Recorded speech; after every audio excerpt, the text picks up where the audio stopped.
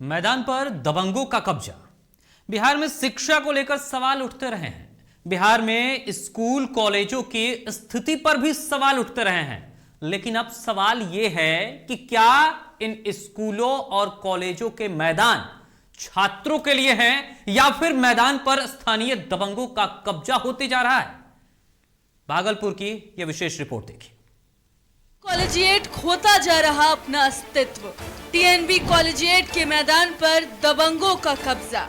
TNB collegiate के मैदान को बना दिया पार्किंग। छात्रों को खेलने कूदने के लिए नहीं मिल रही जगह। छात्रों के बौद्धिक विकास पर पड़ रहा असर।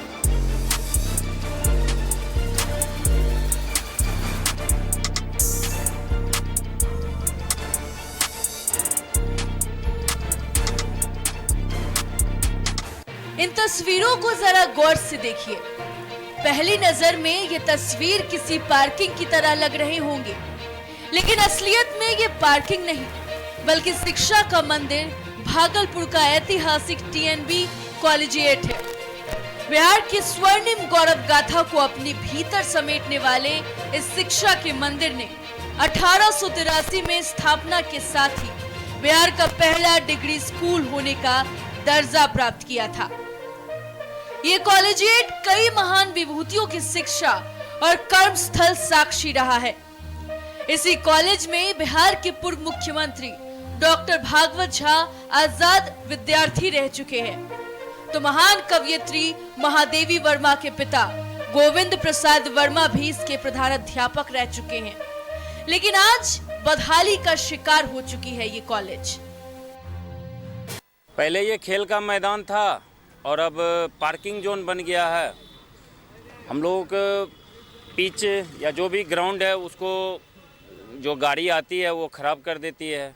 तो सबसे ज़्यादा प्रॉब्लम तो हम लोग को वही है, ग्राउंड ख़राब हो जाता है। वर्षा हो गई तो उसके बाद यदि गाड़ियाँ यहाँ लगती है, इस होटल का जो भी यहाँ पे है, तो उसका गाड़ी से हम लोग का पूरा ग्राउंड ख़राब हो जाता है। हम लोगों ने कई बार बात भी करने की कोशिश की, लेकिन वो लोग बात भी नहीं सुनते हैं। इतिहास के धरोहर के रूप में खुद को समेटने इस कॉलेजिएट की स्थिति आज ऐसी हो गई है कि ये बदहाली का रोना रो रहा है और स्कूल के प्रधानाध्यापक समेत पूरी शिक्षा विभाग की सिट्टी पिट्टी गुम है।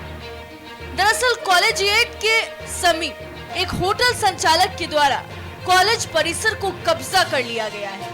उसे पार्किंग बना दिया गया है, जिससे स्थानीय लोगों और छात्रों का कहना है कि इस मैदान में ना खेल पा रहे और ना ही मॉर्निंग वॉक कर पाते हैं।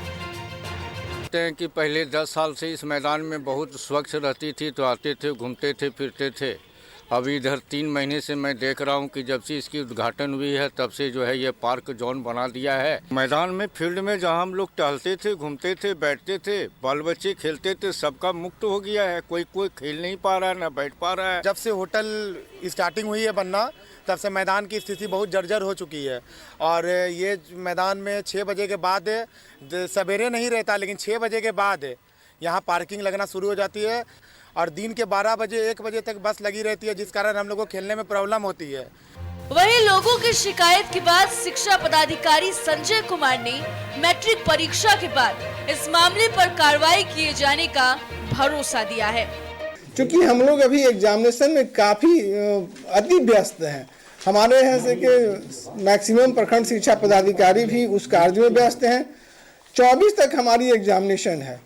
24 को हम लोग थोड़ी सी फ्री होंगे। 25 को हम लोग कॉलेजिएट है कि जाएंगे, उसके लिए टीम भी बना दी गई है।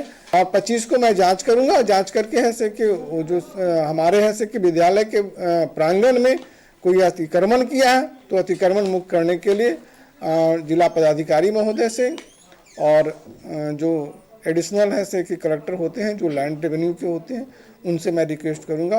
अब ऐसे में सवाल ये उठता है कि जिस कॉलेज ने इतिहास के पन्नों में अपनी अलग पहचान बनाई हो, जो विद्यालय कई महान विभूतियों के लिए शिक्षा और कर्म स्थल रहा, उसे आज धरोहर घोषित कर उसे सुरक्षित करना चाहिए ताकि आने वाली पीढ़ियां उनसे कुछ जान सके।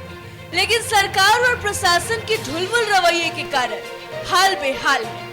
अब देखना है कि लोगों की शिकायत के बाद स्थितियां कैसे बदलती है। डीटीवी भारत के लिए भागलपुर से कृणाल के साथ खुशबू की रिपोर्ट। तो वाकई में जिसकी स्थापना 1883 में हुई वो एक धरोहर है और सरकार को ऐसी धरोहरों को संजोना चाहिए, ना कि उसे ऐसे ही छोड़ देना चाहिए कि उस पर किसी भी तरीके से अतिक्रमण कर लिया जाए। अब समझिए कि उन छात्रों की बौद्धिक स्थिति का क्या होगा विकास, जहां पर ना खेलने की जगह मिल पाए, ना ही कुछ शारीरिक व्यायाम करने की जगह मिल पाए, वहां पार्किंग बनाकर उसमें गाड़ियां पार्क कर दी जाए। बहरहाल इस विशेष और स्पेशल बुलेटिन में इतना ही, लेकिन इस तरीके से रोज आपको कुछ विशेष खबरें दिखाते रहेंगे। फिलहाल के लिए मुझे दीजिए इजाजत। नमस्कार।